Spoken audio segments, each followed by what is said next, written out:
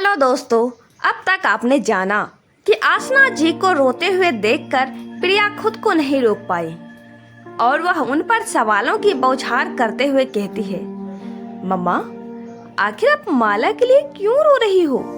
मुझे एक बात समझ नहीं आती कि आपने इसे अपने घर में ही क्यों रखा हुआ है। इसकी हालत तो ऐसी है कि कोई इसे अपने घर में रहने ना दे। मम्मा, आप माला को इस घर से निकाल दो। इस बात पर आसना जी कहती है, मैं माला को इस घर से नहीं निकाल सकती बेटा। तब प्रिया फिर से कहती है, आखिर क्यों मम्मा? अब कहानी में आगे। सर्वनाश पाठ 18। तब आसना जी ने प्रिया से कहा, कुछ सवालों के जवाब नहीं होते बेटा, और अभी तुम इतनी बड़ी नहीं हुई हो प्रिया जो तुम्हें तुम्हारे हर क्यों का जवाब मिले। देखो, अगर तुम माला के साथ अब एडजस्ट नहीं कर सकती तो मैं तुम्हारे लिए कोई केयर टेकर रख दूंगी, लेकिन बेटा मैं माला को इस घर से नहीं निकाल सकती और इससे ज्यादा मैं तुमसे कुछ कहना भी नहीं चाहती। अच्छा बता दो, तुम्हें खाना में क्या चाहिए? मैं फटाफट बना देती हूँ और फिर मुझे हॉस्पिटल के लिए भी निकलना है। आसना यह बोल ही रही थी कि तभी राकेश जी का फोन आता है। तब आसना फोन रिसीव करके कहती है, हेलो। तो राकेश ने काफी हड़बड़ी में कहा, आसना, तुम सारे काम छोड़कर जल्दी हॉस्पिटल आओ, बहुत ही इमरजेंसी केस है, मुझे तुम्हारी हेल्प की जरूरत है। यह सुनकर आसना जी कहती है, लेकिन मैं तो।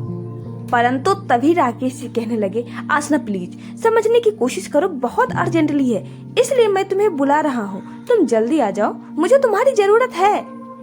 यह कहकर राकेश जी फोन काट देते हैं और आसना भी अपने हाथों में फोन लेकर कुछ सोचने लगी।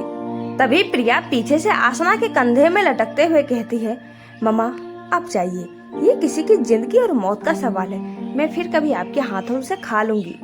प्रिया की बातें सुनकर आसना जी उसके गालों पर अपने एक हाथ रखते हुए धीमे से कहती है, सॉरी बेटा। और यह कहकर आसना जी तैयार होकर अपना सामान लेती है और तेजी से हॉस्पिटल के लिए निकल जाती है।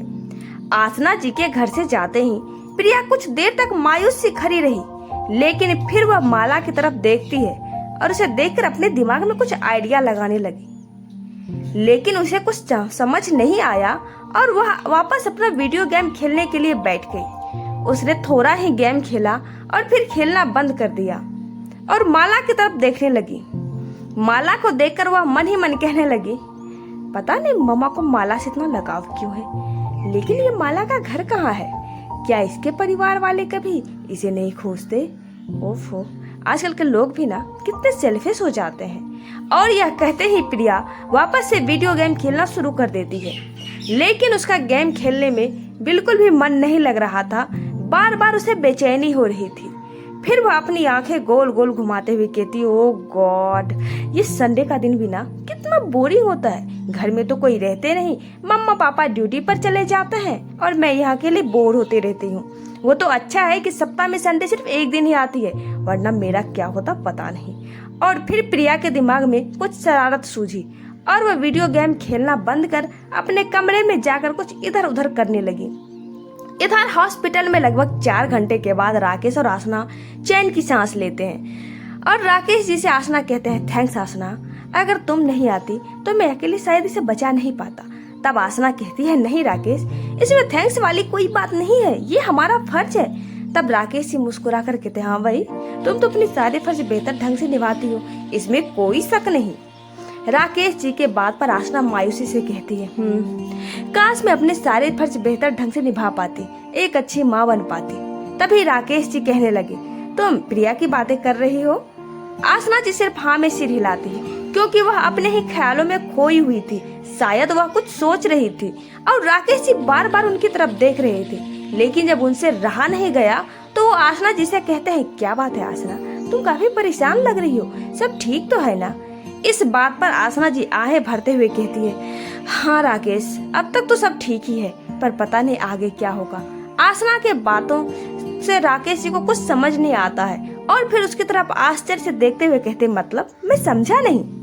तब आसना लंबी सांसें लेकर धीमे से कहती है, मैं प्रिया के बारे में सोच रही हूँ। उसकी उम्र के साथ साथ उसके मन में भी कई तरह के सवाल बढ़ने लगे हैं। और राकेश, आप तो जानते हैं कि मैं प्रिया के सारे सवालों का जवाब नहीं दे सकती। प्रिया मुझसे हमेशा कुछ ना कुछ सवाल कर बैठती है और मेरी मजबूरी भी ऐसी, मैं अपनी बेटी से झूठ बोल नहीं सकती और सच उससे बता नहीं सकती, क्योंकि वो इस सच्चाई को एक्सेप्ट नहीं कर पाएगी। इसी वजह से मैं काफी परेशान हूँ। तब राकेश जी आसना का हाथ पकड़कर उसे तसल्ली दिलाते हुए कहते हैं, तुम कुछ ज्यादा ही सोच रही हो, ऐसा कुछ भी नहीं होगा, ज्यादा परेशान मत हो, सब वक्त पर छोड़ दो। राकेश जी की बात सुनकर आसना के चेहरे पर एक फीकी सी मुस्कान आती है और फिर वह कहती है, अच्छा मैं चेंज करके आती हूँ। तो आखिर प्रिया से जुड़ा ऐसा कौन सा रहस्य है जिसे वो एक्सेप्ट नहीं कर पाएगी, और आसना जी अपने घर से माला को क्यों नहीं निकाल सकती? आखिर माला के परिवार वाले कहाँ हैं और क्या सच्चाई है इन सब के पीछे? तो जानने के लिए बने रहे कहानी में आगे नेक्स्ट पार्ट।